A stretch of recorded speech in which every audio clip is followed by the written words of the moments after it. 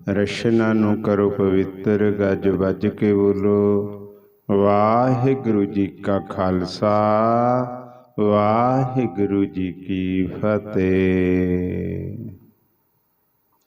ਬੜਭਾਗੀ ਹਨ ਸਾਰੇ ਜੀਵ ਜੋ ਅੰਮ੍ਰਿਤ ਵੇਲੇ ਤੋਂ ਲੈ ਕੇ ਪਰਮ ਪਿਤਾ ਪਰਮਾਤਮਾ ਦੀ ਮਿੱਠੀ ਯਾਦ ਦੇ ਅੰਦਰ ਜੁੜੇ ਹੋਏ ਆ। ਪਰ ਆਪਾਂ ਏਦਾਂ ਦੀ ਥਾਂ ਤੇ ਪ੍ਰਵਚਨ ਹੋ ਰਹੇ ਆ ਕਿ ਆਪਾਂ ਅੰਮ੍ਰਿਤ ਵੇਲਾ ਵੀ ਨਹੀਂ ਕਹਿ ਸਕਦੇ, ਕਿਉਂਕਿ ਜਿਹੜੀ ਇਹ ਆਵਾਜ਼ ਹੈ ਇਹ ਅੰਮ੍ਰਿਤ ਵੇਲੇ ਵਾਲੀ ਦੁਨੀਆ ਤੱਕ ਸੀਮਤ ਨਹੀਂ ਹੈ। ਇਹ ਇਕੱਲੀ ਇੰਡੀਆ ਤੱਕ ਸੀਮਤ ਨਹੀਂ ਹੈ। ਇਹ ਆਵਾਜ਼ ਵਰਲਡ ਦੇ ਹਰ ਕੋਨੇ ਤੱਕ ਪਹੁੰਚ ਰਹੀ ਹੈ। ਕਿਤੇ ਇਸ ਵੇਲੇ ਸਵੇਰ ਹੈ ਤੇ ਕਿਤੇ ਇਸ ਵੇਲੇ ਸ਼ਾਮ ਹੈ ਤੇ ਕਿਤੇ ਦੁਪਹਿਰ ਹੈ। ਇਹ ਵੀ ਵਚਨ ਸਾਡਾ ਬਣਦਾ ਨਹੀਂ, ਪਰ ਜਿੱਥੇ ਆਪਾਂ ਬੈਠੇ ਹਾਂ ਉੱਥੇ ਇਸ ਵੇਲੇ ਅੰਮ੍ਰਿਤ ਵੇਲਾ ਹੈ। ਪਰ ਸਾਹਿਬਾਂ ਨੇ ਅੰਮ੍ਰਿਤ ਵੇਲਾ ਕਿਹਨੂੰ ਆਖਿਆ? ਸਾਹਿਬਾਂ ਨੇ ਅੰਮ੍ਰਿਤ ਵੇਲਾ ਆਖਿਆ ਗੁਰਮੁਖ ਪਿਆਰਿਓ, ਜਦੋਂ ਤੁਸੀਂ ਮੇਰੇ ਮਾਲਕ ਦੀ ਵਿਚਾਰ ਸ਼ੁਰੂ ਕਰੋਗੇ ਉਹੀ ਵੇਲਾ ਅੰਮ੍ਰਿਤ ਵੇਲਾ ਹੈ। ਅੰਮ੍ਰਿਤ ਦਾ ਭਾਵ ਉਸੇ ਵੇਲੇ ਝਿਮ ਝਿਮ ਅੰਮ੍ਰਿਤ ਵਰਸ਼ਣਾ ਸ਼ੁਰੂ ਹੋ ਜਾਂਦਾ ਹੈ। ਇਹ ਜੋ ਬ੍ਰਹਮੰਡ ਦਾ ਆਪਾਂ ਵੇਖਦੇ ਹਾਂ ਗੁਰਮੁਖ ਪਿਆਰਿਓ, ਇਸ ਦੇ ਵਿੱਚ ਅੰਮ੍ਰਿਤ ਵਰਖਾ ਹੋ ਰਹੀ ਹੈ। ਅੰਮ੍ਰਿਤ ਵਰਖਾ ਕਹਿ ਦਿੱਤਾ ਮੇਰੇ ਸਾਹਿਬਾਂ ਨੇ, ਝਿਮ ਝਿਮ ਵਰਸੈ ਅੰਮ੍ਰਿਤ ਧਾਰਾ, ਮਨ ਪੀਵੈ ਸੁਣ ਸ਼ਬਦ ਵਿਚਾਰਾ। ਜਿਸ ਵੇਲੇ ਵੀ ਅਸੀਂ ਸ਼ਬਦ ਦੀ ਵਿਚਾਰ ਕਰਦੇ ਹਾਂ ਉਸੇ ਵੇਲੇ ਹੀ ਅੰਮ੍ਰਿਤ ਦੀ ਵਰਖਾ ਸ਼ੁਰੂ ਹੋ ਜਾਂਦੀ ਹੈ ਗੁਰਮੁਖ ਪਿਆਰਿਓ। ਇਸੇ ਲਈ ਸਾਹਿਬਾਂ ਨੇ ਕਹਿ ਦਿੱਤਾ ਅੰਮ੍ਰਿਤ ਵੇਲਾ ਸੱਚ ਨਾਉ। ਕਹਿੰਦੇ ਅੰਮ੍ਰਿਤ ਵੇਲਾ ਉਦੋਂ ਹੈ ਜਦੋਂ ਤੁਸੀਂ ਸੱਚੇ ਦਾ ਨਾਮ ਲੈਣਾ ਸ਼ੁਰੂ ਕਰ ਦਿੱਤਾ।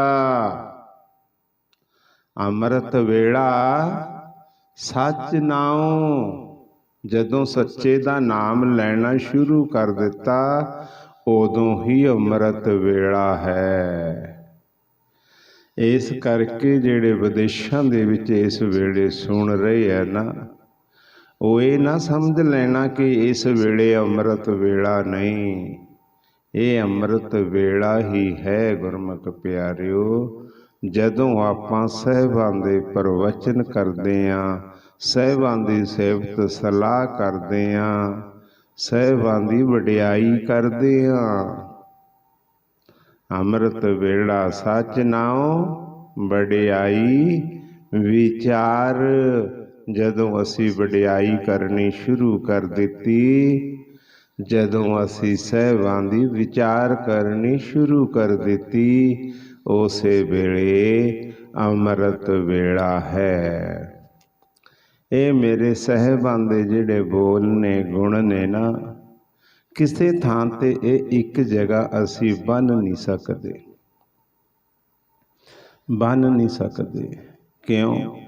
ਕਿਉਂਕਿ ਇਹ ਵਚਨ ਪ੍ਰਵਚਨ ਜਿਹੜੇ ਮਾਲਕ ਦੇ ਆ, ਇਹ ਇਕੱਲੇ ਕਿਸੇ ਇੱਕ ਫਿਰਕੇ ਬਾਰੇ ਨਹੀਂ, ਇਕੱਲੇ ਇਹ ਸਿੱਖ ਧਰਮ ਬਾਰੇ ਨਹੀਂ। ਅਸੀਂ ਇਹ ਬਹੁਤ ਗਲਤ ਫਹਿਮੀ ਹੈ ਸਾਨੂੰ, ਬਹੁਤ ਸਾਡੀ ਛੋਟੀ ਸੋਚ ਹੈ ਕਿ ਪਤਾ ਨਹੀਂ ਹੀ कि गुरु ग्रंथ साहिब सिखां दी गल करदे आ। नहीं गुरमुख प्यारिओ, बेशक कईयां नूं हुण ये वचन कौड़े भी लगने हैं। नहीं, मेरे साहिबां ते सारी लुकाई दी गल करदे है, सारी लुकाई दी। जां कोई भी है किसी भी धर्म दे कह दिता, दर्ज कर दिता गुरबाणी दे विच, खत्तरी ब्राह्मण सूद वैस उपदेश चौं वर्णा को सांझा। चारे वर्णा वास्ते गुरमुख प्यारिओ ये उपदेश सांझा है। जा कोई भी फिरके दा क्यों ना होवे, खत्री ब्राह्मण सूद वैस उपदेश चौं वर्णा को सांझा। चारे वर्णा वास्ते है, किते एक फिरके वास्ते नहीं। फिर होर शब्द दे विच साहिबां ने समझाया बड़े प्यार दे नाल कि आखिए ये जिहड़ी कुदरत है ना, कुदरत ये बड़ी लम्मी ते चौड़ी है। जो कुदरत दे विच रचना हुई है, जो कुदरत दे विच साजना हुई है, ये सारी एक बिंद तो हुई है गुरमुख प्यारिओ। मालिक ने ये रचना रचाई है। मालिक दे घरें कोई एक नहीं, मालिक दे घर आपां सारे जीव इस्त्रियां जीव इस्त्रियां सारियां दा खशम क्यों है? सबना का सहो एक है, सहो मैंने खसम पति परमात्मा। सारियां दा इको ही है गुरमुखो। ये नहीं कि साडा कोई रब वखरा है, हिंदुआं दा रब वखरा है, मुसलमान दा रब वखरा है, नहीं। इसे करके मेरे साहिबा ने दर्ज कर दिता, अवर अल्लाह नूर अपाया, कुदरत के सब बंदे एक नूर ते सब जग उपजिया। कौन भली कौन मंदी, कोई चंगा नहीं कोई माड़ा नहीं, एक कोई नूर तो ते सारा जग पैदा होया।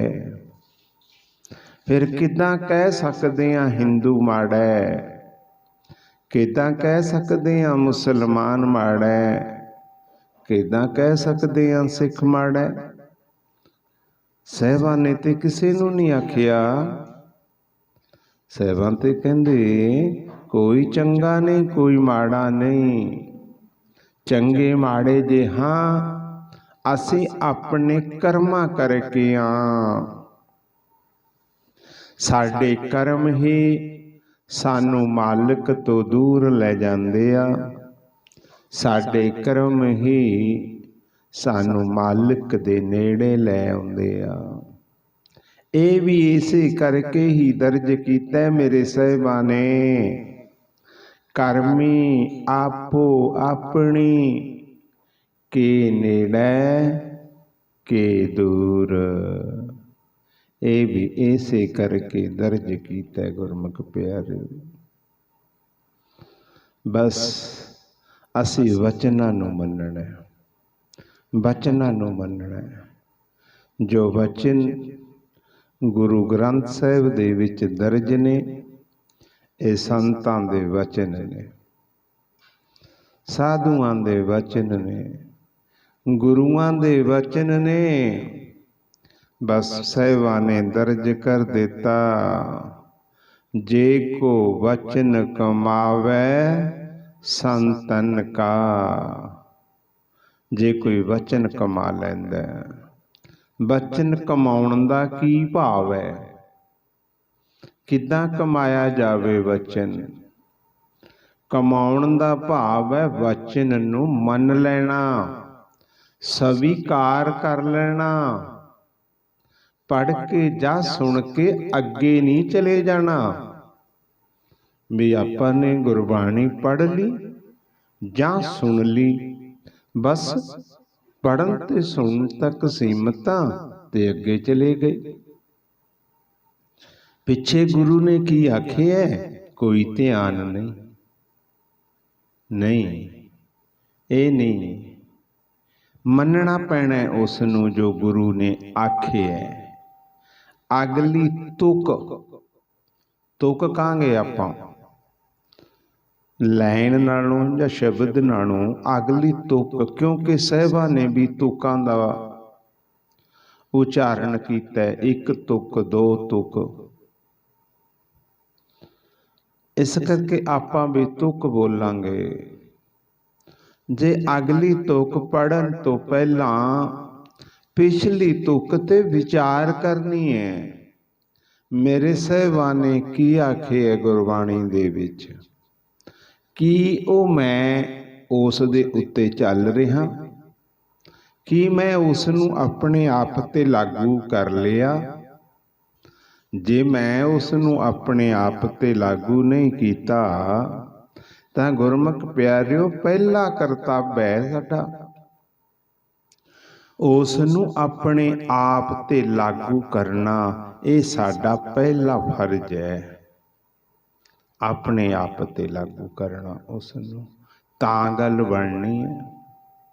ਜੇ ਅਸੀਂ ਸੁਣ ਤੇ ਲਿਆ ਜੋ ਸਾਹਿਬਾਂ ਦੇ ਵਚਨ ਅਸੀਂ ਪੜ੍ਹਦੇ ਹਾਂ ਨਾ, ਉਹ ਵੀ ਆਪਾਂ ਸੁਣਦੇ ਹਾਂ। ਸਾਹਿਬਾਂ ਆਪਾਂ ਨੂੰ ਬੋਲ ਕੇ ਕੁਝ ਕਹਿ ਰਹੇ ਆ, ਆਪਾਂ ਸੁਣ ਰਹੇ ਹਾਂ। ਜਾਂ ਫਿਰ ਅਸੀਂ ਕਿਸੇ ਟੀਚਰ ਤੋਂ ਸੁਣ ਰਹੇ ਹਾਂ। ਜੇ ਟੀਚਰ ਕਿਹਨੂੰ ਕਹਿੰਦੇ ਆ? ਕਿਸੇ ਗਿਆਨੀ ਨੂੰ, ਕਿਸੇ ਭਾਈ ਨੂੰ, ਕਿਸੇ ਗੁਰਮੁਖ ਨੂੰ ਟੀਚਰ ਕਹਿੰਦੇ ਆ। ਜਾਂ ਆਪਾਂ ਟੀਚਰ ਤੋਂ ਸੁਣ ਰਹੇ ਹਾਂ ਜਾਂ ਆਪਾਂ ਪੜ੍ਹ ਰਹੇ ਹਾਂ। ਬਸ ਸਾਡੇ ਨਾਲ ਸਾਡਾ ਪਿਤਾ ਪ੍ਰਵਚਨ ਕਰ ਰਿਹਾ ਹੈ, ਅਸੀਂ ਉਸ ਨੂੰ ਮੰਨਣਾ ਹੈ। ਜਿੰਨੀ ਦੇਰ ਅਸੀਂ ਉਸ ਨੂੰ ਮੰਨਣਾ ਸ਼ੁਰੂ ਨਹੀਂ ਕੀਤਾ, ਗੁਰਮੁਖ ਪਿਆਰਿਓ, ਆਸ਼ਾ ਨਾ ਰੱਖਿਓ ਸਵਰਗ ਵਾਲੀ, ਨਿਜ ਘਰ ਵਾਲੀ ਆਸ਼ਾ ਨਾ ਰੱਖਿਓ। ਆਸ਼ਾ ਤਾਂ ਰੱਖਾਂਗੇ ਨਿਜ ਘਰ ਦੀ ਜਦੋਂ ਗੁਰੂ ਦੇ ਬਚਨ ਕਮਾਵਾਂਗੇ। ਇਹ ਵੀ ਸਪਸ਼ਟ ਕਰ ਦਿੱਤਾ ਮੇਰੇ ਸਾਹਿਬਾਂ ਨੇ, ਬਿਲਕੁਲ ਸਪਸ਼ਟ ਕਰ ਦਿੱਤਾ, ਕਿਤੇ ਭਲੇਖੇ ਦੇ ਵਿੱਚ ਨਹੀਂ ਰੱਖਿਆ। ਕੀ ਆਖਿਆ? ਸੁਣੋ ਫਿਰ ਕੀ ਆਖਿਆ ਸਾਹਿਬਾਂ ਨੇ। ਸਾਹਿਬਾਂ ਕਹਿੰਦੇ ਜਿਹੜਾ ਜੀਵ ਸੁਣ ਕੇ ਸਾਡੇ ਵਚਨਾਂ ਨੂੰ ਮੰਨ ਲਏਗਾ ਨਾ, ਸੁਣ ਕੇ ਸਾਡੇ ਵਚਨਾਂ ਨੂੰ ਮੰਨ ਲਏਗਾ, ਉਸ ਨੂੰ ਨਿਜ ਘਰ ਦੇ ਵਿੱਚ ਥਾਂ ਦੇ ਦਿਆਂਗੇ। ਥਾਂ ਦੇ ਦਿਆਂਗੇ ਨਿਜ ਘਰ ਦੇ ਵਿੱਚ। ਉਸ ਦਾ ਜਿਹੜਾ ਵਸਣਾ ਹੈ ਉਹ ਨਿਜ ਘਰ ਦੇ ਵਿੱਚ ਹੋ ਜਾਏਗਾ। ਉਹ ਗੁਰਮੁਖ ਪਿਆਰਿਓ, ਕਿੱਡੀ ਵੱਡੀ ਗੱਲ ਹੈ। ਸਿਰਫ ਬਚਨਾਂ ਨੂੰ ਸੁਣ ਕੇ ਮੰਨ ਲੈਣਾ। ਇੰਨੀ ਗੱਲ ਕਰਨ ਦੇ ਨਾਲ ਕੋਈ ਘਾਲ ਕਮਾਈ ਨਹੀਂ, ਕੋਈ ਤਪੱਸਿਆ ਨਹੀਂ, ਕੋਈ ਘਰ ਨਹੀਂ ਛੱਡਣਾ, ਕੋਈ ਜੰਗਲਾਂ 'ਚ ਨਹੀਂ ਜਾਣਾ, ਕੋਈ ਭੁੱਖੇ ਨਹੀਂ ਮਰਨਾ। ਕਿੰਨਾ ਸੌਖਾ ਰਸਤਾ ਕਰ ਦਿੱਤਾ ਮੇਰੇ ਮਾਲਕ ਨੇ, ਕਿੰਨਾ ਸੌਖਾ ਕਰ ਦਿੱਤਾ। ਬਸ ਕਹਿੰਦੇ ਮੇਰੇ ਵਚਨਾਂ ਨੂੰ ਸੁਣ ਲਓ ਤੇ ਸੁਣ ਕੇ ਮੰਨ ਲਓ। ਬਸ ਜਿਹਨੇ ਸੁਣਿਆ, ਸੁਣ ਕੇ ਮੰਨ ਲਿਆ, ਸਵੀਕਾਰ ਕਰ ਲਿਆ। ਸਵੀਕਾਰ ਕਰਨਾ ਹੈ, ਸੁਣ ਕੇ ਅੱਗੇ ਨਹੀਂ ਚਲੇ ਜਾਣਾ। ਸੁਣ ਕੇ ਇੱਕ ਕੰਨ ਵਿੱਚ ਦੀ ਪਾ ਕੇ ਦੂਜੇ ਕੰਨ ਵਿੱਚ ਦੀ ਨਹੀਂ ਕੱਢ ਦੇਣਾ। ਮੰਨਣਾ ਹੈ। ਜਿਨ੍ਹਾਂ ਨੇ ਮੰਨ ਲਿਆ ਉਹਨਾਂ ਦੇ ਲਈ ਇੱਕ ਸ਼ਬਦ ਉਚਾਰਨ ਕੀਤਾ ਮੇਰੇ ਸਾਹਿਬਾਂ ਨੇ। ਕੀ ਆਖਿਆ ਸਾਹਿਬਾਂ ਨੇ? ਸਾਹਿਬਾਂ ਕਹਿੰਦੇ ਜਿਨੀ ਸੁਣ ਕੇ ਮੰਨਿਆ, ਜਿਨੀ ਸੁਣ ਕੇ ਮੰਨਿਆ, ਤਿੰਨਾ ਨਿਜ ਘਰ ਵਾਸ। ਕਹਿੰਦੇ ਜਿਨ੍ਹਾਂ ਨੇ ਸੁਣ ਕੇ ਮੰਨ ਲਿਆ ਨਾ, ਉਹਨਾਂ ਦਾ ਨਿਜ ਘਰ ਦੇ ਵਿੱਚ ਵਾਸਾ ਹੋ ਜਾਏਗਾ। ਬੋਲੋ ਵਾਹਿਗੁਰੂ ਵਾਹਿਗੁਰੂ ਵਾਹਿਗੁਰੂ। ਗੁਰਮੁਖ ਪਿਆਰਿਓ, ਅੱਜ ਤੋਂ ਬਾਅਦ ਆਪਾਂ ਵੀ ਇਹ ਵਚਨ ਨੂੰ ਮੰਨਣਾ ਹੈ। ਆਪਾਂ ਵੀ ਇਸ ਨੂੰ ਅੰਦਰ ਵਸਾ ਲੈਣਾ ਹੈ ਕਿ ਜੋ ਕਥਾ ਅਸੀਂ ਸਰਵਣ ਕਰਾਂਗੇ ਉਸ ਨੂੰ ਅਸੀਂ ਮੰਨਾਂਗੇ। ਪਰ ਉਹ ਕਥਾ ਧੰਨ ਧੰਨ ਸਾਹਿਬ ਸ੍ਰੀ ਗੁਰੂ ਗ੍ਰੰਥ ਸਾਹਿਬ ਦੇ ਸ਼ਬਦਾਂ ਦੀ ਵਿੱਚੋਂ, ਗੁਰਬਾਣੀ ਦੇ ਵਿੱਚੋਂ ਹੋਣੀ ਚਾਹੀਦੀ ਹੈ। ਉਹ ਕਥਾ ਕਿਸੇ ਦੀ ਮਨ ਘੜਤ ਕਹਾਣੀ ਨਾ ਹੋਵੇ, ਕਿਸੇ ਦੀ ਮਨ ਘੜਤ ਕਹਾਣੀ ਨਾ ਹੋਵੇ। ਇੱਥੇ ਸਾਨੂੰ ਥੋੜਾ ਜਿਹਾ ਸੁਚੇਤ ਹੋਣ ਦੀ ਲੋੜ ਹੈ। ਇੱਥੇ ਵੀ ਇਹ ਵਚਨ ਦਾਸ ਦੇ ਕਈਆਂ ਨੂੰ ਕੌੜੇ ਲੱਗ ਜਾਣੇ ਐ। ਕੀ ਕਹਿੰਦੇ ਕਈ ਬੰਦੇ ਕਿ ਮੈਨੂੰ ਫਲਾਣੇ ਪਰ ਸਾਧੂ ਨੇ, ਸੰਤ ਨੇ, ਭਗਤ ਨੇ ਇਹ ਵਚਨ ਕੀਤੇ ਸੀ, ਜਾਂ ਉਹਨਾਂ ਦੇ ਵਚਨ ਨੇ, ਜਾਂ ਉਹਨਾਂ ਦੇ ਵਚਨ ਮੈਂ ਕਿਤੋਂ ਸੁਣੇ ਸੀ ਕਿ ਉਹ ਐਦਾਂ ਕਹਿੰਦੇ ਸੀ ਕਿ ਭਾਈ ਸਾਨੂੰ ਐਦਾਂ ਚੱਲਣਾ ਚਾਹੀਦਾ ਹੈ। ਗੁਰਮੁਖ ਪਿਆਰਿਓ, ਅਸੀਂ ਉਸ ਭਗਤ, ਸਾਧੂ, ਸੰਤ ਸਤਿਕਾਰਯੋਗ ਨੇ ਸਾਡੇ ਸਾਰੇ। ਜੋ ਵੀ ਕੋਈ ਉਪਦੇਸ਼ ਦਿੰਦਾ ਹੈ ਉਹ ਸਤਿਕਾਰਯੋਗ ਨੇ। ਸਤਿਕਾਰ ਕਰਨਾ, ਆਪਾਂ ਇੱਜ਼ਤ ਕਰਨੀ ਹੈ ਸਭ ਦੀ। ਪਰ ਇੱਕ ਬੇਨਤੀ ਕਰਨੀ ਹੈ ਕਿ ਭਾਈ ਜੀ, ਕੀ ਇਹ ਵਚਨਾਂ ਦੇ ਉੱਤੇ ਗੁਰੂ ਗ੍ਰੰਥ ਸਾਹਿਬ ਦੀ ਮੋਹਰ ਲੱਗਦੀ ਹੈ? ਕੀ ਮੇਰੇ ਸਾਹਿਬਾ ਇਹਨਾਂ ਵਚਨਾਂ ਨੂੰ ਕਮਾਉਣ ਨੂੰ ਕਿਤੇ ਆਖੀ ਹੈ?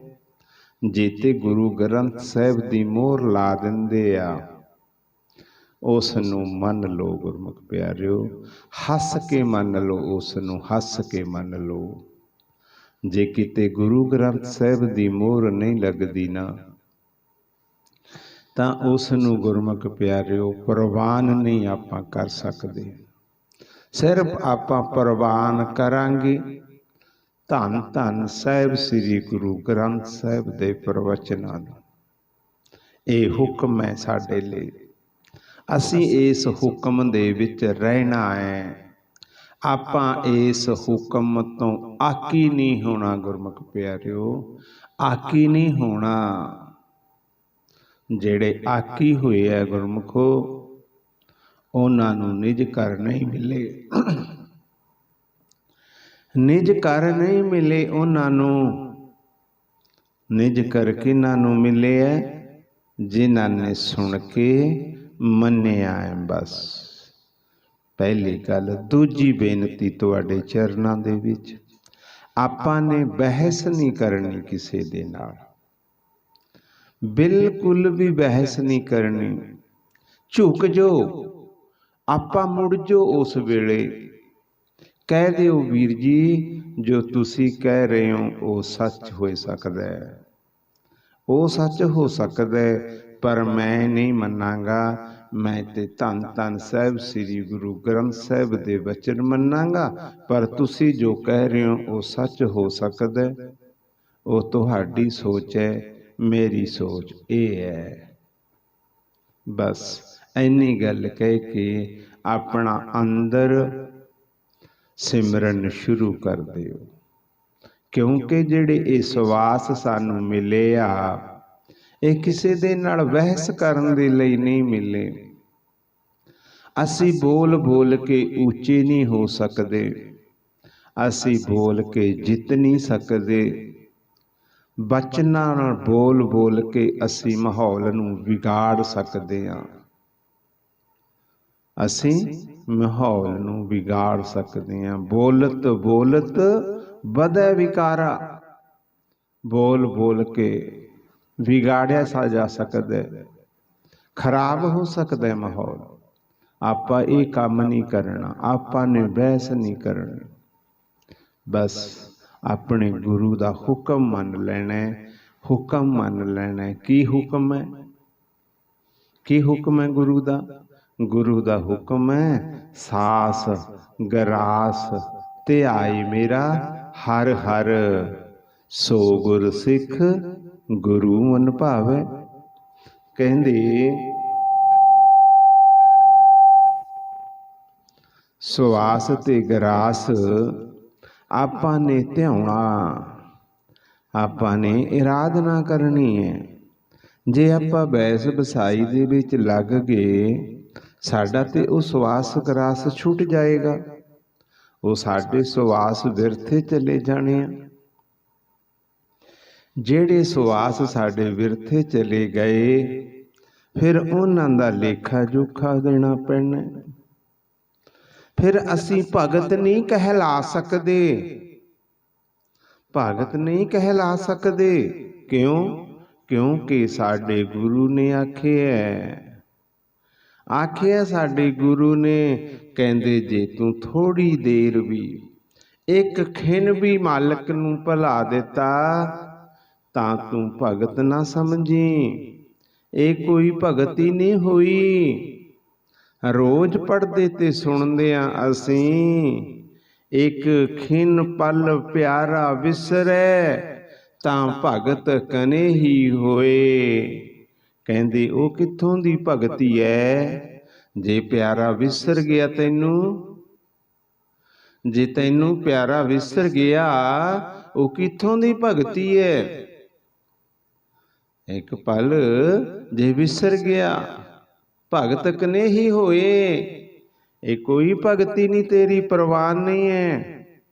आपां ने पल भी नहीं विसरना। हाँ, जे किते कोई वचन कर रहे हो, किते कोई गल दुनियावी गल आ नॉर्मल अपनी कबीलदारी की गल चलती है, वो गल करनी है। पर वो गल करन दा भी एक ढंग, एक तजर्बा है। इस नूं भी लड़ बन लो, इस नूं लड़ बन लो। पहली गल ते बहस नहीं करनी, क्रोधित नहीं होना। जे असी क्रोधित ही होवांगे, साडे शरीर दा नुकसान है। क्रोधित होण दे नाल साडे शरीर दा नुकसान है, साडे तन दा नुकसान है। क्यों? पातशाह कहंदे जिहड़ा ये क्रोध है ना, ये इस तरीके नाल शरीर दा पानी बना दिंदा, पानी खून दा। जिस तरीके नाल एक सोने नूं पिघलाउण दे लई सनियार सोने दे विच एक सुहागे दी डली सिट दिंदा है, ते ओ सुहागे दी जिहड़ी डली हुंदी है ना, ते उस सोने दा पानी बना दिंदी है, पानी। पातशाह कहंदे इदां तेरे इस शरीर नूं जिहड़ा क्रोध है, ये पानी बना दिंदा है गुरमुख प्यारिओ, पानी। दूजी गल, असीं मालक तो दूर हो जाने आ, साडी भगती प्रवान नहीं हुंदी। असीं की करना हुंदा है? उन्हां वचनां नूं आराम दे नाल सुणो, अते जिस वेले तुहाडी बारी है वचन करन दी, उस वेले तुसीं वचन करो। जदों दूजा गुरमुख वचन कर रहा है, तुहाडी सुणन दी वारी आ गई, फिर उस वेले गुरमुख प्यारिओ असीं ने अपना अंतरगत सिमरन करना है। अंतरगत सिमरन करना है, नाले वो वचन सुनने। असीं एक भी सवास बिरथा नहीं जान देना, एक भी सवास। ये आदत बना लो अंतरगत। जे कई बार ऐदां दा माहौल हुंदा है जिथे असी बोल के सिमरन नहीं कर सकते, पर वैसे तो मेरे साहिबा ने आखे है, वैसे साहिबा ने आखे है कि लाज नाम जपण दे विच शर्म नहीं आउणी चाहीदी। होर कम्मां लई शर्म कर लो, बड़े काम ने ऐदां दे जिन्हां दे विच तुहानूं लज्जिया दी लोड़ है। लज्जिया कहंदे शर्म नूं। ਲੱਜਿਆ ਕਹਿੰਦੇ ਐ ਸ਼ਰਮ ਨੂੰ। ਕਹਿੰਦੇ ਬੜੇ ਕੰਮ ਨੇ ਐਦਾਂ ਦੇ ਜਿਨ੍ਹਾਂ ਦੇ ਵਿੱਚ ਤੁਹਾਨੂੰ ਲੱਜਿਆ ਦੀ ਲੋੜ ਹੈ।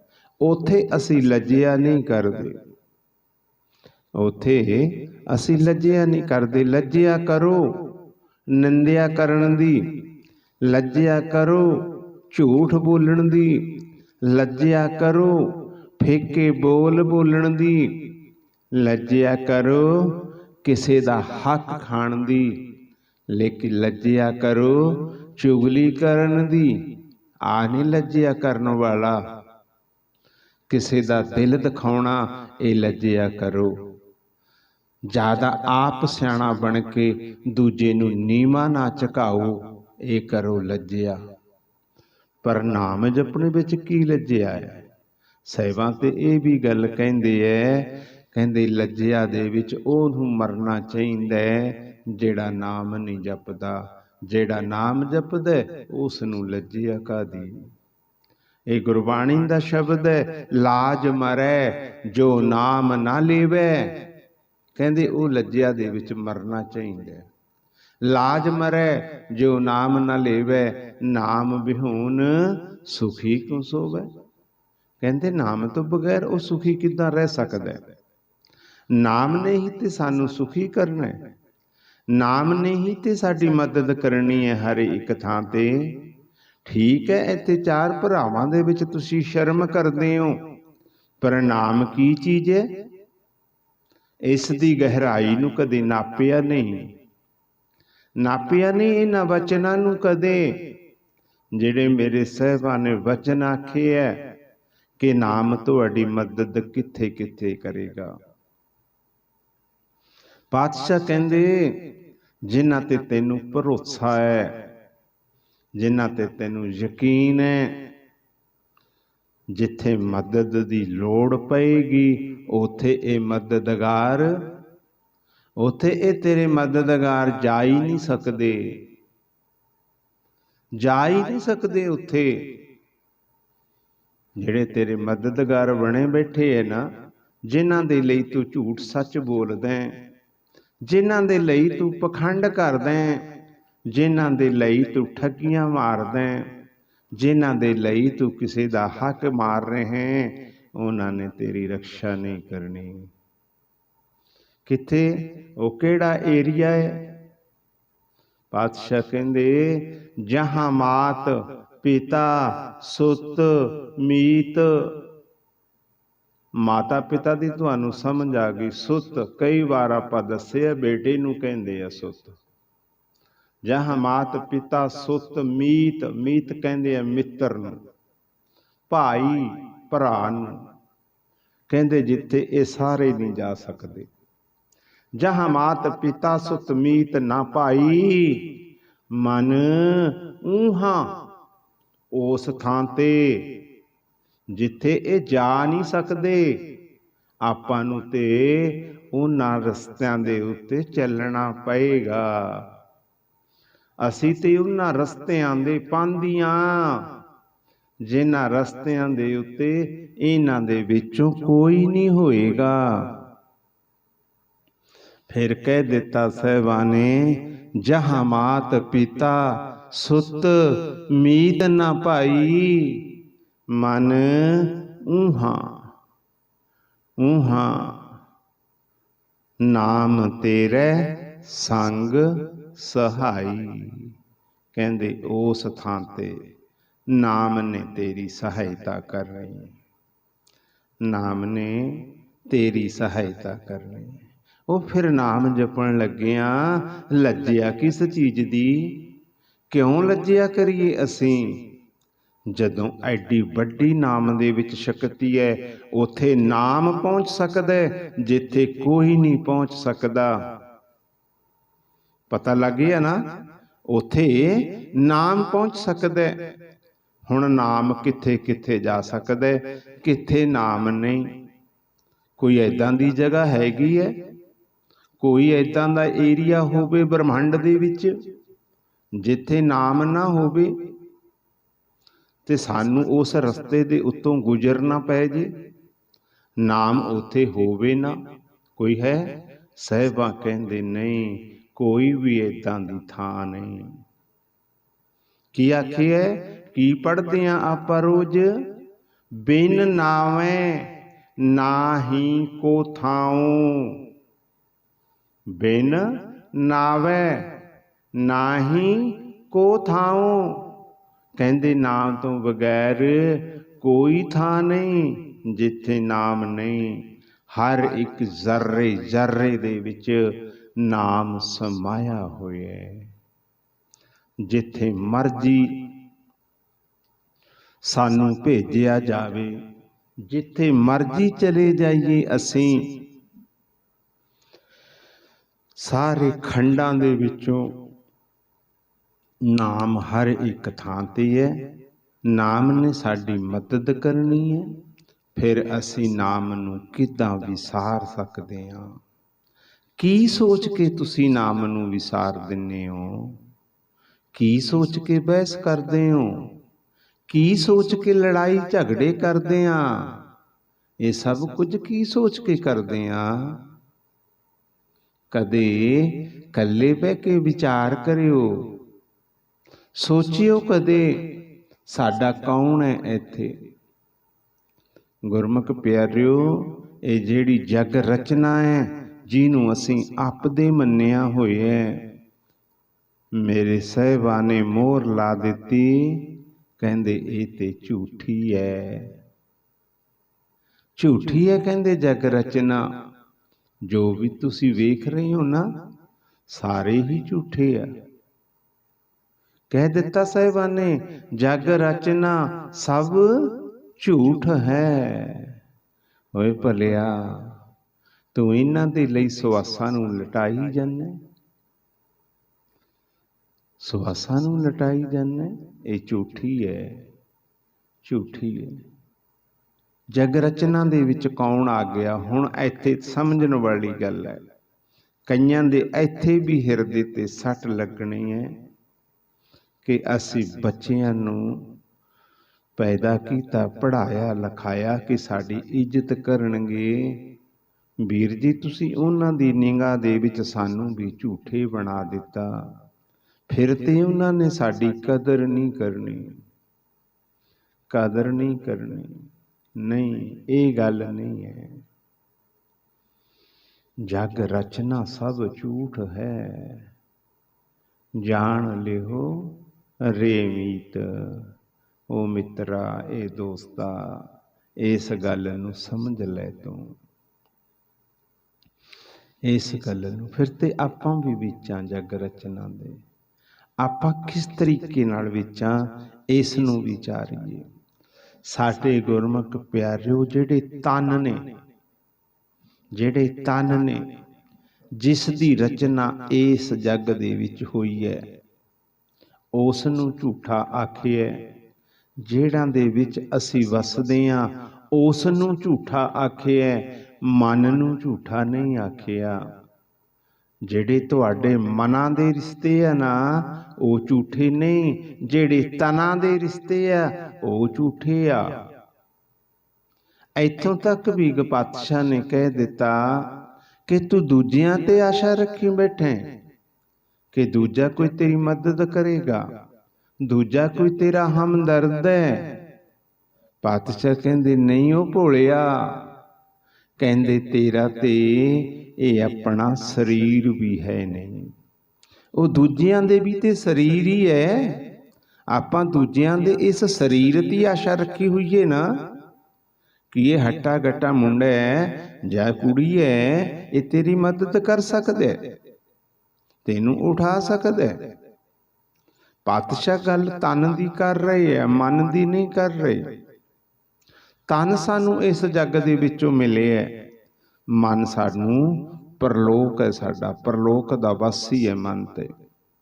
ਮਨ ਤੇ ਮਾਲਕ ਦੀ ਅੰਸ਼ ਹੈ। ਕਹੇ ਕਬੀਰ ਤੂੰ ਰਾਮ ਕੀ ਅੰਸ਼, ਤੂੰ ਤੇ ਮਾਲਕ ਦੀ ਅੰਸ਼ ਹੈ। ਬਸ ਆ ਸਮਝਣਾ ਪੈਣਾ ਭੇਦ, ਆ ਸਮਝਣਾ ਪੈਣਾ। ਜਿਨ੍ਹਾਂ ਨੇ ਇਹ ਭੇਦ, ਇਹ ਫਰਕ ਨੂੰ ਸਮਝ ਲਿਆ ਨਾ, ਉਹ ਗੁਰਮੁਖ ਪਿਆਰਿਓ ਇਸ ਬਾਜੀ ਨੂੰ ਜਿੱਤ ਕੇ ਚਲੇ ਜਾਣਗੇ। ਕਿਹੜੇ ਚਲੇ ਜਾਣਗੇ? ਜਿਨ੍ਹਾਂ ਨੇ ਇਹ ਫਰਕ ਨੂੰ ਸਮਝ ਲਿਆ।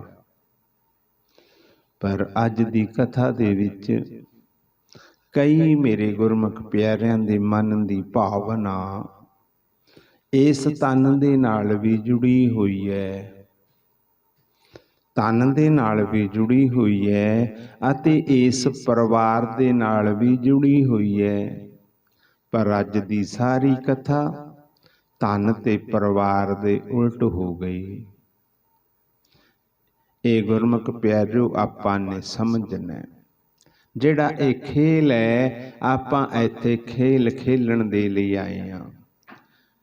ਹੁਣ ਇਹ ਵੀ ਸ਼ਬਦਾਂ ਨੂੰ ਪੜ੍ਹ ਲਈਏ ਆਪਾਂ। ਮੇਰੇ ਸਾਹਿਬਾਂ ਨੇ ਆਖਿਆ, ਨਾ ਕੋ ਬੈਰੀ ਨਹੀਂ ਬਗਾਨਾ। ਹੁਣ ਇਹਨਾਂ ਸ਼ਬਦਾਂ ਨੂੰ ਵੀ ਆਪਾਂ ਪੜਾਂਗੇ।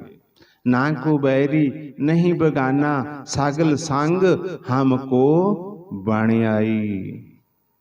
ਉਹ ਗੁਰਮੁਖ ਪਿਆਰਿਓ, ਹੁਣ ਬਗਾਨਾ ਕੌਣ ਨਹੀਂ ਬੈਰੀ। ਅਸੀਂ ਬੈਰੀ ਤਾਂ ਨਹੀਂ ਜਦੋਂ ਅਸੀਂ ਕਿਸੇ ਦੀ ਨਿੰਦਿਆ ਨਹੀਂ ਕਰਾਂਗੇ ਨਾ, ਸਾਡਾ ਕੋਈ ਬੈਰੀ ਨਹੀਂ ਹੈ, ਕੋਈ ਬਗਾਨਾ ਨਹੀਂ ਹੈ। ਜਦੋਂ ਅਸੀਂ ਸਾਰਿਆਂ ਨੂੰ ਆਪਣੇ ਤੋਂ ਚੰਗੇ ਸਮਝਾਂਗੇ, ਫਿਰ ਇਹ ਜਵਾਨਾ ਮਾੜਾ ਨਹੀਂ, ਫਿਰ ਕੋਈ ਮਾੜਾ ਨਹੀਂ। ਜਦੋਂ ਅਸੀਂ ਆਪਣੇ ਵਚਨ, ਆਪਣੇ ਪਿਤਾ ਦੇ ਵਚਨਾਂ ਨੂੰ ਪ੍ਰਵਾਨ ਕਰ ਲਿਆ। ਸਾਡੇ ਪਿਤਾ ਨੇ ਤੇ ਸਾਫ਼ ਸ਼ਬਦਾਂ ਦੇ ਵਿੱਚ ਕਹਿ ਦਿੱਤਾ,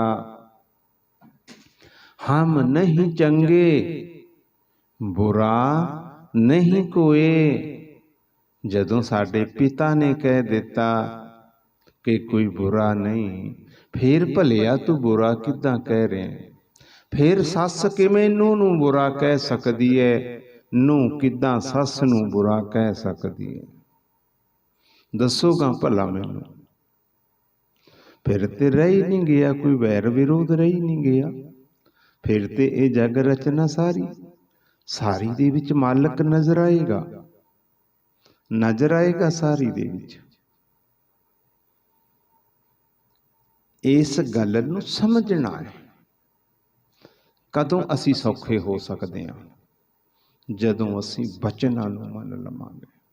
ਹੁਣ ਇੱਥੇ ਇੱਕ ਹੋਰ ਸਵਾਲ ਆ ਜਾਣਾ, ਸੰਗਤਾਂ ਦੇ ਮਨਾਂ ਦੇ ਵਿੱਚ ਇੱਕ ਇੱਥੇ ਹੋਰ ਸਵਾਲ ਘੁੰਮ ਗਿਆ ਕਿ ਅਸੀਂ ਤੇ ਚੰਗਾ ਹੋਣ ਦੀ ਕੋਸ਼ਿਸ਼ ਕਰਦੇ ਹਾਂ। ਮੈਂ ਤੇ ਬੜਾ ਨਹੁੰ ਨੂੰ ਆਪਣੇ ਕੋਲ ਨੇੜੇ ਲਾਉਨੇ ਆ, ਬੜਾ ਉਸ ਦਾ ਪਿਆਰ ਸਤਿਕਾਰ ਕਰਦੀ ਆ, ਮੇਰੀ ਨੂੰਹ ਖਰਾਬ ਹੈ। ਪਰ ਨੂੰਹ ਦੇ ਅੰਦਰ ਕੀ ਹੈ ਕਿ ਮੇਰੀ ਸੱਸ ਖਰਾਬ ਹੈ, ਮੇਰੀ ਸੱਸ ਖਰਾਬ ਹੈ। ਮੁੰਡੇ ਦੇ ਅੰਦਰ ਇਹ ਹੈ ਕਿ ਮੇਰਾ ਪਿਓ ਖਰਾਬ ਹੈ। ਪਿਓ ਦੇ ਅੰਦਰ ਭਾਵਨਾ ਹੈ ਕਿ ਮੇਰਾ ਪੁੱਤ ਦਾ ਲੱਛਣ ਠੀਕ ਨਹੀਂ, ਇਹਦੇ ਚਾਲ ਚੱਲਣ ਠੀਕ ਨਹੀਂ। ਬਸ ਅਸੀਂ ਗੁਰਮੁਖ ਪਿਆਰਿਓ ਕੀ ਕੀਤਾ ਹੋਇਆ? ਪਹਿਲਾਂ ਅਸੀਂ ਆਪਣੇ ਆਪ ਨੂੰ ਨਹੀਂ ਢਾਲਿਆ। ਕਿਤੇ ਨਾ ਕਿਤੇ ਨਿਗਾਹ ਮਾਰ ਕੇ ਦੇਖਿਓ, ਵਿਚਾਰ ਕਰਕੇ ਦੇਖਿਓ, ਆਪਣੇ ਵਿੱਚ ਕਿਤੇ ਨਾ ਕਿਤੇ ਤੁਹਾਨੂੰ ਗਲਤੀ ਮਿਲੇਗੀ। ਜਦੋਂ ਤੁਸੀਂ ਸਭ ਕਾਸੇ ਤੋਂ ਉੱਤੇ ਉੱਠ ਕੇ ਵੇਖੋਗੇ, ਜਦੋਂ ਤੁਸੀਂ ਨਹੁੰ ਵਾਲੀ ਥਾਂ ਤੇ ਜਾ ਕੇ ਦੇਖੋਗੇ ਕਿ ਜੇ ਮੈਂ ਇਸ ਦੀ ਥਾਂ ਤੇ ਹੋਵਾਂ, ਇਹ ਮੇਰੀ ਥਾਂ ਤੇ ਹੋਵੇ, ਇਹ ਮੇਰੇ ਨਾਲ ਏਦਾਂ ਕਰੇ, ਕੀ ਮੈਨੂੰ ਚੰਗਾ ਲੱਗੇਗਾ? ਆਪਣੀ ਜਗ੍ਹਾ ਚੇਂਜ ਕਰ ਲਿਓ। ਜਦੋਂ ਸੋਚੋਗੇ ਨਾ, ਆਪਣੀ ਥਾਂ ਚੇਂਜ ਕਰ ਲਿਓ। ਥਾਂ ਇਹ ਨਹੀਂ ਚੇਂਜ ਕਰਨ ਦਾ ਭਾਵ ਕਿ ਤੁਸੀਂ ਇੱਥੇ ਖੜੇ ਹੋ ਇੱਧਰ ਹੋ ਜਾਓ, ਨਹੀਂ। ਆਪਣੇ ਆਪ ਨੂੰ ਉਲਟ ਸਮਝ ਲਿਓ। ਜੇ ਤੁਸੀਂ ਸੱਸ ਹੋ ਨਾ, ਜੇ ਤੁਸੀਂ ਇਸ ਵੇਲੇ ਸੱਸ ਹੋ, ਤਾਂ ਆਪਣੇ ਮਨ ਦੇ ਵਿੱਚ ਨੂੰਹ ਬਣ ਕੇ ਨੂੰਹ ਵਾਲੀ ਜਗ੍ਹਾ ਤੇ, ਪਰ ਨਹੀਂ। ਕਈ ਗੁਰਮੁਖਾਂ ਨੇ ਤੇ ਕਈ ਮਹਿਤਾਵਾਂ ਨੇ ਇਹ ਜਵਾਬ ਅੱਗੋਂ ਦੇ ਦੇਣਾ, ਨਹੀਂ ਵੀਰ ਜੀ, ਜਦੋਂ ਸਾਡੀ ਸੱਸ ਹੁੰਦੀ ਸੀ ਨਾ, ਸਾਡੀ ਹਿੰਮਤ ਨਹੀਂ ਪੈਂਦੀ ਸੀ ਉਹਨਾਂ ਦੇ ਮੂਹਰੇ ਬੋਲਣ ਦੀ। ਇਹਨਾਂ ਨੇ ਪਿਛਲਾ ਸਟੋਰੀ ਚੱਕ ਲੈਣੀ ਹੈ, ਉਹਨੂੰ ਭੁੱਲ ਜਾਓ। ਜੋ ਵੇਲਾ ਬੀਤ ਗਿਆ ਨਾ, ਉਹ ਵਕਤ ਸੀ, ਉਸ ਵਕਤ ਨੂੰ ਭੁੱਲ ਜਾਈਏ, ਕਿਉਂਕਿ ਤੁਸੀਂ ਤੇ ਉਸ ਵਕਤ ਨੂੰ ਗੁਜ਼ਾਰ ਚੁੱਕੇ ਹੋ, ਪਰ ਤੁਹਾਡੀ ਨੂੰਹ ਨੇ ਨਹੀਂ ਗੁਜ਼ਾਰਿਆ ਉਹ ਵਕਤ। ਉਸ ਨੂੰ ਨਹੀਂ ਉਸ ਵਕਤ ਦਾ ਪਤਾ। ਉਸ ਵਕਤ ਨੂੰ ਭੁੱਲ ਜਾਓ, ਇਸ ਵਕਤ ਨਾਲ ਆ ਜਾਓ। ਇਸ ਵਕਤ ਦੇ ਵਿੱਚ ਆ ਕੇ ਤੁਸੀਂ ਨੂੰਹ ਦੀ ਜਗ੍ਹਾ ਲੈ ਲਓ। ਫਿਰ ਤੁਸੀਂ ਸੋਚਿਓ ਕਿ ਤੁਹਾਡੇ ਮਨ ਦੀਆਂ ਤਮੰਨਾ ਕੀ ਨੇ, ਤੁਹਾਡੇ ਮਨ ਦੀ ਡਿਮਾਂਡ ਕੀ ਹੋਏਗੀ। ਕੀ ਮੈਂ ਇਹ ਡਿਮਾਂਡਾਂ ਪੂਰੀਆਂ ਕਰ ਰਹੇ ਹਾਂ? ਅਸੀਂ ਇਹ ਮੰਗ ਪੂਰੀ ਕਰ ਰਹੇ ਹਾਂ? ਨਹੀਂ ਹੋਣੀ। ਆਪਣੇ ਤੋਂ ਕਿਤੇ ਨਾ ਕਿਤੇ ਆਪਣੇ ਵਿੱਚ ਘਾਟ ਮਿਲੇਗੀ। ਜਦੋਂ ਅਸੀਂ ਆਪਣੇ ਔਗਣ ਵੇਖ ਲਵਾਂਗੇ ਨਾ, ਤਾਂ ਆਪਾਂ ਨੂੰ ਇੱਕਦਮ ਦੂਜੇ ਦੇ ਗੁਣ ਨਜ਼ਰ ਆ ਜਾਣੇ ਆ।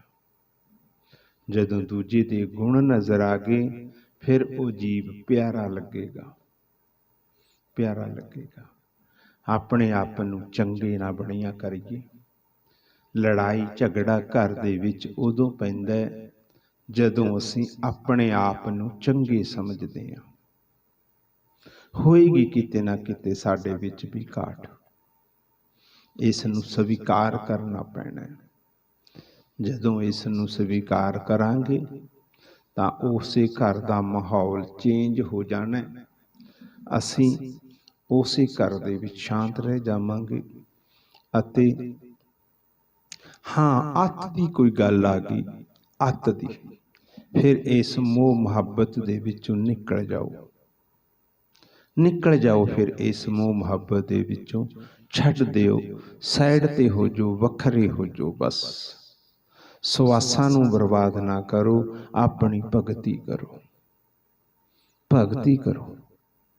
ਹਾਂ, ਕਦੋਂ ਹੋਣਾ? ਜਦੋਂ ਅੱਤ ਦੀ ਸਿਰ ਦੇ ਉੱਤੋਂ ਦੀ ਪਾਣੀ ਲੰਘ ਜਾਵੇ। ਬਸ ਆਏ ਆ ਜਿਹੜਾ ਕੰਮ ਕਰਨ ਦੇ ਲਈ, ਉਸ ਕੰਮ ਨੂੰ ਪਹਿਲ ਦੇ ਦਈਏ। ਕਿਸ ਕੰਮ ਦੇ ਲਈ ਆਏ ਆ? ਕਿਸ ਕੰਮ ਨੂੰ ਪਹਿਲ ਦੇਣੀ ਹੈ? ਭਈ ਪ੍ਰਾਪਤ ਮਾਨੁਖ ਦੇ ਹੁਰੀਆ, ਗੋਬਿੰਦ ਮਿਲਨ ਕੀ ਇਹ ਤੇਰੀ ਬਰੀਆ। ਮਾਲਕ ਨੂੰ ਮਿਲਣ ਦੀ ਵਾਰੀ ਹੈ ਸਾਡੀ। ਬਸ ਇਸ ਚੀਜ਼ ਨੂੰ ਪਹਿਲ ਦੇਣੀ ਹੈ। ਜਦੋਂ ਇਸ ਚੀਜ਼ ਨੂੰ ਪਹਿਲ ਦੇ ਕੇ ਆਪਾਂ ਚੱਲਾਂਗੇ ਤਾਂ ਤੁਸੀਂ ਆਪਣੇ ਆਪ ਸ਼ਾਂਤ ਹੋ ਜਾਓਗੇ। ਹੋਰ ਕੰਮਾਂ ਦੀ ਸਾਡੀ ਪਹਿਲ ਨੇ।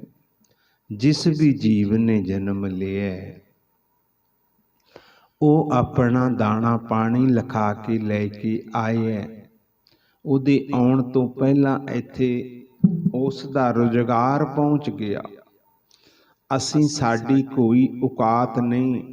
ਅਸੀਂ ਕਿਸੇ ਆਪਣੇ ਬੱਚਿਆਂ ਦੀ ਪਰਵਰਿਸ਼ ਕਰ ਸਕਦੇ ਹਾਂ, ਕੋਈ ਔਕਾਤ ਨਹੀਂ ਸਾਡੀ। ਸਾਡੇ ਬੱਚਿਆਂ ਨੂੰ ਉਸ ਮਾਲਕ ਨੇ ਪਾਲਣਾ ਹੈ। ਮਾਲਕ ਦੇ ਹੱਥ ਦੇ ਵਿੱਚ ਹੈ। ਅਸੀਂ ਪੜ੍ਹਦੇ ਹਾਂ ਰੋਜ਼, ਕਰੈ ਕਰਾਵੈ ਆਪੇ ਆਪ, ਮਾਨਸਿਕ ਹੈ ਕਿਛ ਨਾਹੀ ਹਾਥ। ਸਾਡੇ ਪੱਲੇ ਹੱਥ ਪੱਲੇ ਕੁਝ ਨਹੀਂ ਗੁਰਮੁਖ ਪਿਆਰਿਓ। ਫਿਰ ਚਲੋ, ਜੇ ਆਪਣੇ ਹੱਥ ਪੱਲੇ ਨਹੀਂ ਤਾਂ ਆਪਾਂ ਹੁਣ ਸਾਹਿਬਾਂ ਦੇ ਗੁਣ ਗਾਇਨ ਕਰ ਲਈਏ। ਹੁਣ ਆਪਾਂ ਸਾਹਿਬਾਂ ਦੇ ਗੁਣ ਗਾਇਨ ਕਰ ਲਈਏ ਗੁਰਮੁਖ ਪਿਆਰਿਓ। 10 ਮਿੰਟ ਰਹਿ ਗਏ। 10 ਮਿੰਟ ਦਾ ਆਪਾਂ ਲਾਹਾ ਲੈ ਲਈਏ ਅਤੇ ਮੇਰੇ ਸਾਹਿਬਾਂ ਨੂੰ ਆਵਾਜ਼ਾਂ ਮਾਰ ਲਈਏ ਰਲ ਕੇ। ਥੋਕ ਦੇ ਵਿੱਚ ਅਸੀਂ ਧਨ ਨੂੰ ਹੁਣ ਇਕੱਠਾ ਕਰਨਾ ਹੈ। ਥੋਕ ਦੇ ਵਿੱਚ ਇਹ ਲਾਹਾ ਉਹ ਗੁਰਮੁਖ ਲੈ ਸਕਦੇ ਆ। ਹੁਣ 10 ਮਿੰਟ ਗੁਰਮੁਖ ਪਿਆਰਿਓ ਜਿਹੜੇ ਬਚਨਾਂ ਨੂੰ ਕਮਾਉਣਗੇ। ਇੱਥੇ ਬਚਨ ਕਿਹੜੇ ਕੰਮ ਕਰਦੇ ਆ? ਇੱਥੇ ਬਚਨ ਉਹ ਕੰਮ ਕਰਦੇ ਹੈ, ਗਾਵੀਏ ਸੁਣੀਏ। ਗਾਉਣ ਤਾਂ ਆਪਾਂ ਲੱਗ ਜਾਵਾਂਗੇ ਹੁਣ ਸਾਰੇ,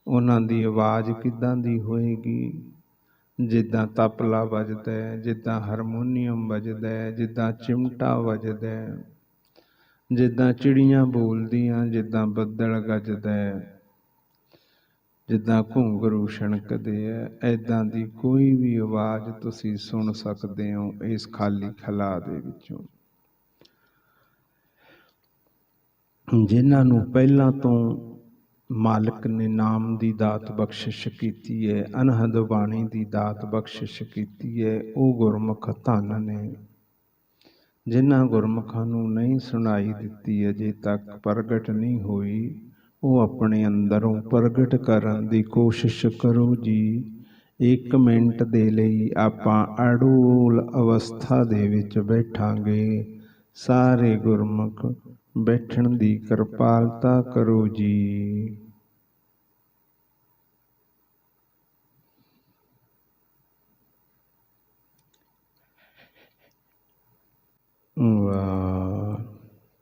ਵਾਹਿਗੁਰੂ ਵਾਹਿਗੁਰੂ। ਹੁਣ ਗੁਰਮੁਖ ਪਿਆਰਿਓ, ਥੋੜ੍ਹੇ ਜਿਹੇ ਨੇਤਰਾਂ ਨੂੰ ਖੋਲ੍ਹਦੇ ਹੋਏ ਨੇੜੇ ਦੇਖਣ ਦੀ ਕਿਰਪਾਲਤਾ ਕਰੋ। ਥੋੜ੍ਹੇ ਜਿਹੇ ਨੇਤਰਾਂ ਨੂੰ ਖੋਲ੍ਹੋ ਅਤੇ ਨੇੜੇ ਵੇਖੋ। ਉੱਥੇ ਹੀ ਵੇਖਦੇ ਹੋਏ ਨੇਤਰਾਂ ਨੂੰ ਖੋਲ੍ਹਦੇ ਜਾਓ, ਖੋਲ੍ਹਦੇ ਜਾਓ, ਖੋਲ੍ਹਦੇ ਜਾਓ। ਵਾਹਿਗੁਰੂ ਜੀ ਕਾ ਖਾਲਸਾ, ਵਾਹਿਗੁਰੂ ਜੀ ਕੀ ਫਤਿਹ। ਇਸ ਤਰੀਕੇ ਨਾਲ ਗੁਰਮੁਖ ਪਿਆਰਿਓ ਕੋਸ਼ਿਸ਼ ਕਰਿਆ ਕਰੋ, ਜਦੋਂ ਵੀ ਤੁਹਾਨੂੰ ਸਮਾਂ ਮਿਲੇ 10 ਮਿੰਟ, 15 ਮਿੰਟ, 5 ਮਿੰਟ ਬੋਲ ਕੇ ਥੋੜ੍ਹਾ ਸਿਮਰਨ, ਜਿੰਨਾ ਕੁ ਸਮਾਂ ਤੁਹਾਡੇ ਕੋਲ ਹੈ ਉਸ ਦੇ ਹਿਸਾਬ ਨਾਲ ਕੁਝ ਦੇਰ ਫਿਰ ਸਿਮਰਨ ਕਰਦੇ ਕਰਦੇ ਅਡੋਲਤਾ ਦੇ ਵਿੱਚ ਆਰਾਮ ਨਾਲ ਸਹਿਜ ਦੇ ਵਿੱਚ ਜਾ ਕੇ ਬੈਠਣਾ, ਆਪਣੇ ਅੰਦਰੋਂ ਅਨਹਦ ਬਾਣੀ ਨੂੰ ਸੁਣਨਾ ਅਤੇ ਫਿਰ ਦੁਬਾਰਾ ਇੱਦਾਂ ਹੀ ਨੋਰਮਲ ਜਿਹੇ ਨੇਤਰ ਖੋਲ੍ਹ ਕੇ ਫਿਰ ਦੁਬਾਰਾ ਇਸ ਸੰਸਾਰ ਦੇ ਵਿੱਚ ਸ਼ਾਮਲ ਹੋਣਾ। ਇਸ ਤਰੀਕੇ ਨਾਲ ਪ੍ਰੈਕਟਿਸ ਘਰ ਬੈਠੇ ਤੁਸੀਂ ਕਰਦੇ ਰਿਹਾ ਕਰੋ। 1-2 ਵਿਹੜੇ ਦੀਆਂ ਸੰਗਤਾਂ ਲੈ ਲਿਆ ਕਰੋ, ਮੁਹੱਲੇ ਦੀਆਂ ਸੰਗਤਾਂ ਇਕੱਠੀਆਂ ਕਰ ਲਿਆ ਕਰੋ। ਉਹਨਾਂ ਨਾਲ ਰਲ ਕੇ ਵੀ ਤੁਸੀਂ ਇਹ ਪ੍ਰੈਕਟੀਕਲ ਕਰ ਸਕਦੇ ਹੋ। ਇਹ ਕਰਨੀ ਪੈਣੀ ਹੈ ਗੁਰਮੁਖ ਪਿਆਰਿਓ। ਗੱਲਾਂ ਦੇ ਨਾਲ ਮਾਲਕ ਨਾਲ ਮਿਲਾਪ ਨਹੀਂ ਹੋ ਸਕਦਾ। ਇਹ ਤੇ ਕਰਨੀ ਪੈਣੀ ਹੈ। ਇਹ ਤਪੱਸਿਆ ਤੇ ਕਰਨੀ ਪੈਣੀ ਹੈ। ਇਹ ਮੰਜ਼ਿਲ ਵੱਲ ਨੂੰ ਤੇ ਵਧਣਾ ਪੈਣਾ, ਫੇਰ ਹੀ ਆਪਾਂ ਉਸ ਮੰਜ਼ਿਲ ਤੇ ਪਹੁੰਚ ਸਕਦੇ ਹਾਂ ਜਿਹੜਾ ਸਾਡਾ ਘਰ ਹੈ। ਸਾਡਾ ਘਰ ਕਿਹੜਾ ਹੈ? ਥਿਰ ਘਰ। ਹੁਣ ਗੁਰਮੁਖ ਪਿਆਰਿਓ ਥੋੜ੍ਹਾ ਇੰਨੀ ਕੁ ਹਾਜ਼ਰੀ ਨੂੰ ਪ੍ਰਵਾਨ ਕਰਿਓ। ਜਿਹੜੇ ਰਾਤ ਪਰਹੇਜ਼ ਦੱਸੇ ਗਏ ਸੀ, ਜਿਹੜਾ ਵਰਤ ਰਾਤ ਦੱਸਿਆ ਗਿਆ ਸੀ, ਉਸ ਵੱਲ ਵੀ ਧਿਆਨ ਦੇਣਾ। ਮੇਰਾ ਮਾਲਿਕ ਕਿਰਪਾ ਕਰੇ, ਰਹਿਮ ਕਰੇ, ਸਾਡੀਆਂ ਮਾੜੀਆਂ ਆਦਤਾਂ ਸਾਰੀਆਂ ਛੁੱਟ ਜਾਣ, ਸਾਡੇ ਵਿੱਚ ਚੰਗੇ ਗੁਣ ਸਾਡੇ ਅੰਦਰ ਪੈਦਾ ਹੋ ਸਕਣ, ਅਸੀਂ ਚੰਗੇ ਗੁਣਾਂ ਦੇ ਧਾਰਨੀ ਬਣ ਸਕੀਏ ਅਤੇ ਹਰ ਸਵਾਸ ਗਰਾਸ ਮੇਰੇ ਮਾਲਕ ਦੀ ਆਰਾਧਨਾ ਕਰੀਏ। ਬਸ ਗੁਰਮੁਖੋ ਇੰਨੀ ਕੁ ਹਾਜ਼ਰੀ ਪ੍ਰਵਾਨ। ਬੋਲਦਿਆਂ ਕੋਲੋਂ ਕੋਈ ਸ਼ਬਦ ਘੱਟ ਵੱਧ ਬੋਲਿਆ ਗਿਆ ਹੋਵੇ, ਗੁਰੂ ਤੇ ਸੰਗਤ ਬਖਸ਼ਣ ਯੋਗ ਹੈ, ਬਖਸ਼ ਦੇਣਾ ਜੀ। ਵਾਹਿਗੁਰੂ ਜੀ ਕਾ ਖਾਲਸਾ, ਵਾਹਿਗੁਰੂ ਜੀ ਕੀ ਫਤਿਹ।